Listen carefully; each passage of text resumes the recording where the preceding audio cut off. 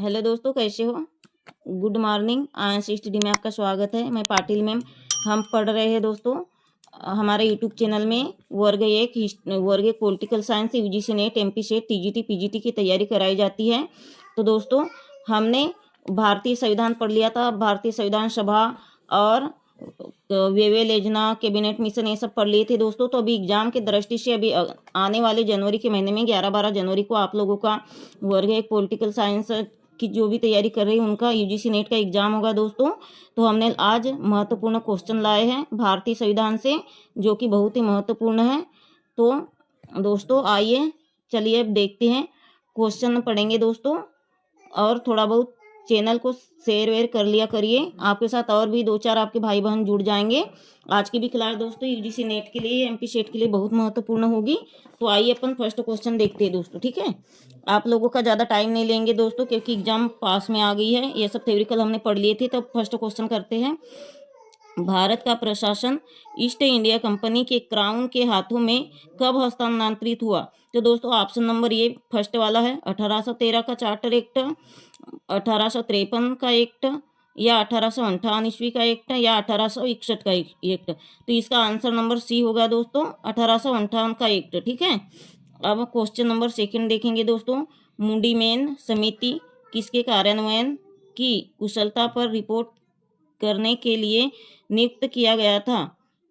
तो option number A है civil सेवाएं, ऑप्शन नंबर बी है संघवाद, ऑप्शन नंबर सी है दोस्तों सांप्रदायिक प्रतिनिधित्व, और डी है द्वैत शासन। तो इसका आंसर आएगा दोस्तों द्वैत शासन, ठीक है, द्वैत शासन, डी आएगा। अब नेक्स्ट क्वेश्चन देखेंगे, क्वेश्चन नंबर तीसरा।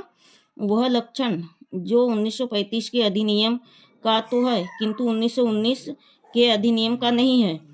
तो दोस्तों ऑप्शन नंबर फर्स्ट है पृथक निर्वाचन मंडल की समिति, ऑप्शन नंबर बी है सेकेंड भारतीय परिषद को बनाए रखना, और सी है अखिल भारतीय संघ, और डी है केंद्रीय विधानमंडल। तो इसका आंसर आएगा दोस्तों सी भारतीय, इसका आंसर आएगा सी भारतीय परिषद को बनाए रखना। सॉरी अखिल भारतीय संघ, इसका आंसर आएगा दोस्तों सी भारतीय अखिल भारतीय संघ, ठीक है। तो दोस्तों अपन इसे थोड़ा समझ लेते हैं। ऊपर के दो क्वेश्चन नहीं समझाए, इसके लिए हमें थोड़ा खेद है। तो ये वाला क्वेश्चन अपन समझ लेते हैं। 1935 के अधिनियम का तो कानून है किंतु 1919 के अधिनियम का नहीं।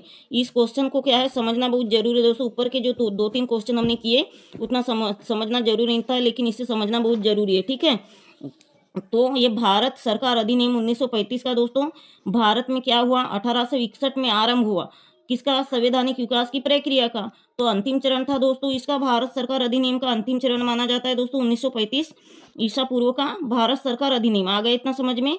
यह भी कहा जाता है दोस्तों कि 1935 में सुधार कहाँ से हुआ दोस्तों? ब्रिटेन तथा भारत में अपनाया गया था। क्या अपनाया गया था? भारत कायम रखने और संतुलन बनाए रखने के लिए प्रयत्न किया गया था, जो कि संवैधानिक पूर्व, शांति पूर्व और आखिरी प्रयास तक के बनाए रखना था। किसको? भारत शासन अधिनियम को। आ गया दोस्तों इतना समझ में? जो समझाने लायक रहेगा हम उसको जरूर समझाएंगे दोस्तों, ठीक है।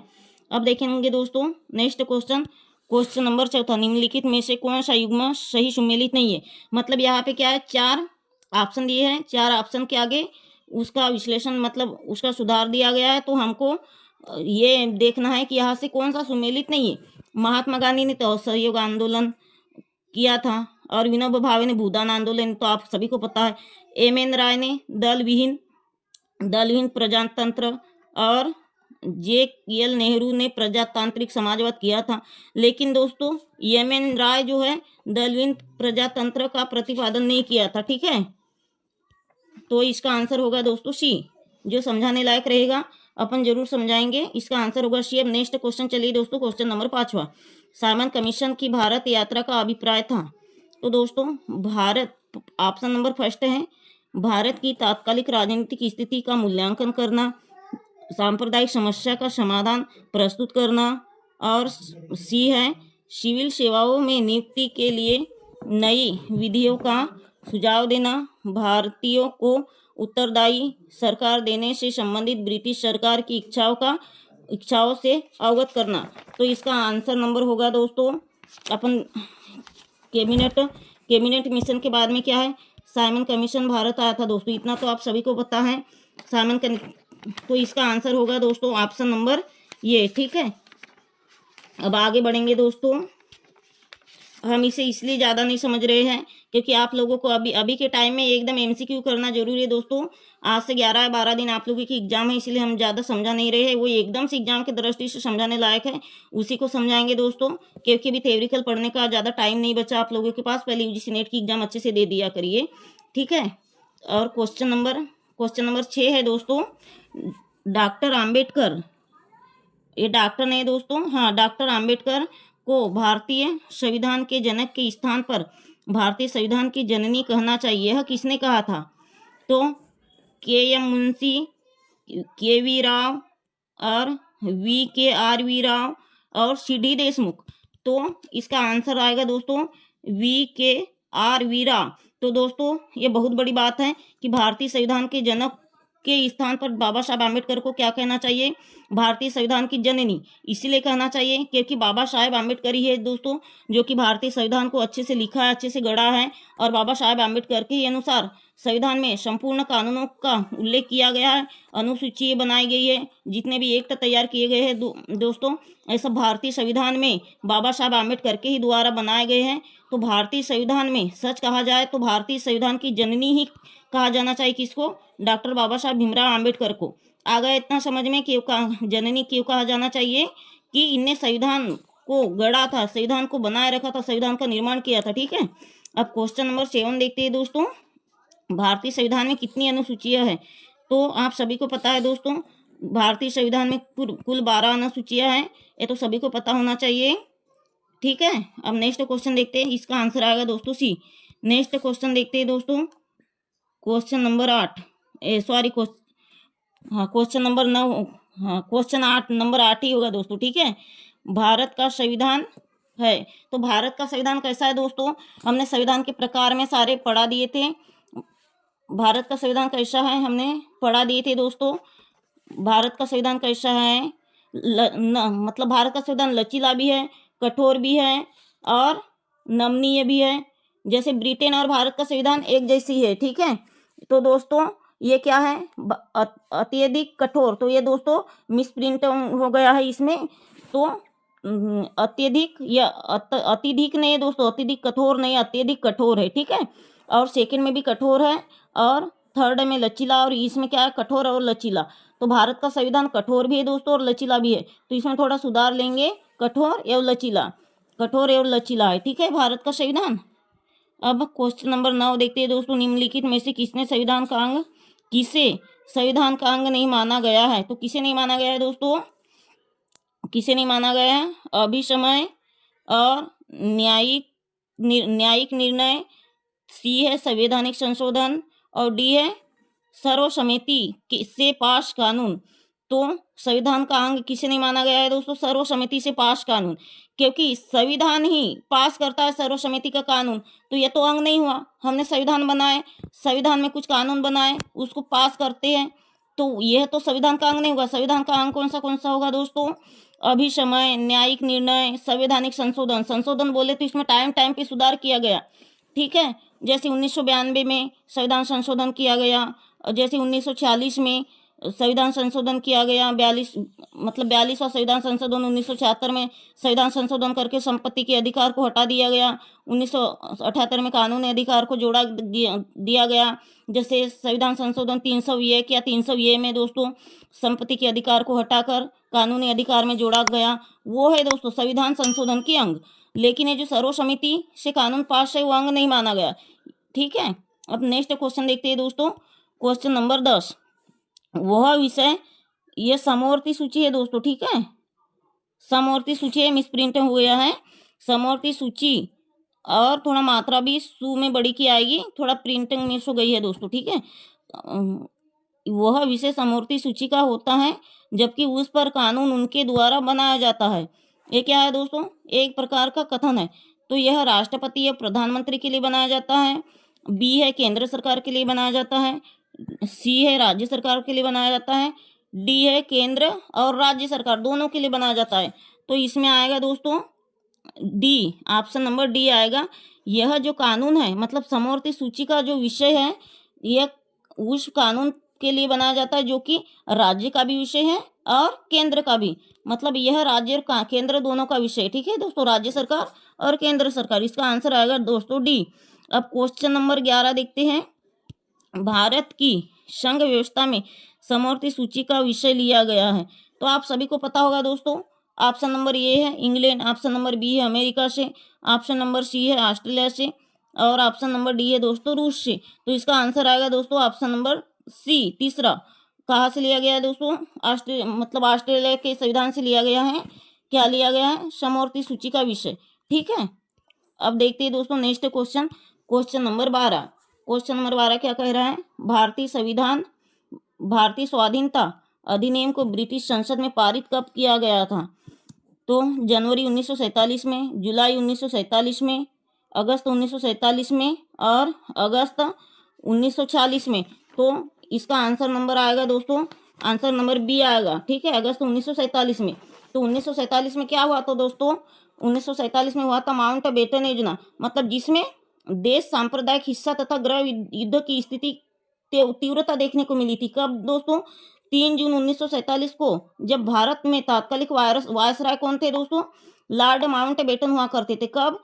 3 जून 1947 में भारत के तत्कालीन वायसराय कौन थे? Lord Mountbatten. इन्होंने क्या किया था दोस्तों? भारत और पाकिस्तान के मध्य बंटवारे पर क्या है प्रश्न उठाया, और किसी प्रश्न को लेकर क्या किया इसने? लॉर्ड माउंट बेटन ने कांग्रेस और मुस्लिम लीग के नेताओं के साथ एक योजना तैयार की, जिसमें माउंट बेटन योजना के नाम से जाना जाता है। ठीक है, समझ में आ गया?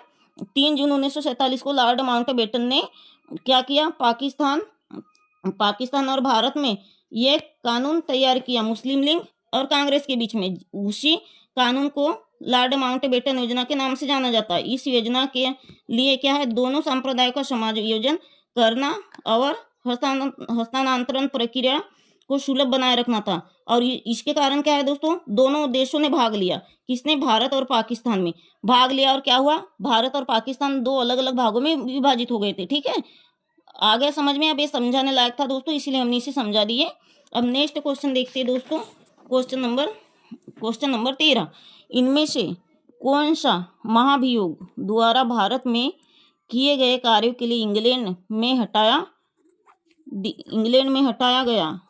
ठीक है, तो ऑप्शन नंबर ए है दोस्तों Lord Cornwallis, option number B है Lord Wavell, option number C है लॉर्ड वारेन हेस्टिंग और डी है दोस्तों लॉर्ड रिपन।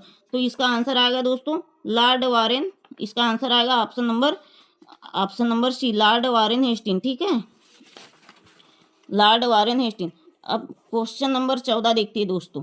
ये क्या है? कथन और कारण। हम इसीलिए हर दिन एक एक दो दो कथन कारण लाते हैं दोस्तों, क्योंकि चाहे यूजीसी नेट हो, TGT, PGT, MP set, UGC net या एमपी वर्ग, हर एग्जाम में दोस्तों 2 से 3 कथन कारण आती है। ठीक है, और कथन और कारण हम अलग से नहीं समझेंगे, यही आपको समझना पड़ेगा। ठीक है, तो कथन क्या कहता है दोस्तों? कथन नंबर ये क्या कह रहा है? भारतीय संविधान को वकीलों का स्वर्ग कहा गया है। कितना अच्छा, कितना प्यारा कथन है दोस्तों। और कारण क्या है? भारतीय संविधान परिषद में वकीलों का अधिपत्य है।